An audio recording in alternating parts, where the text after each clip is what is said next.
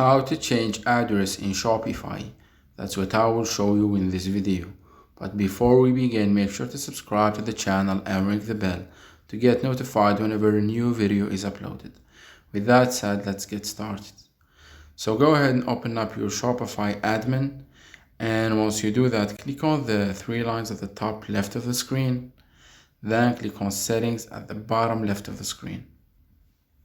And here you want to click on store details, and from the address section click on edit next to it, and here you will be able to edit and change your address starting from the country/region by clicking on this drop down and then selecting any country you want.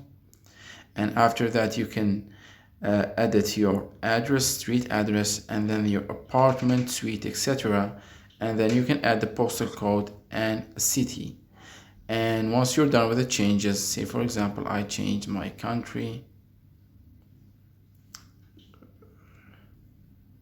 Once you are done with the changes, click on the save button at the top left, at the top right of the screen, and your address will be changed.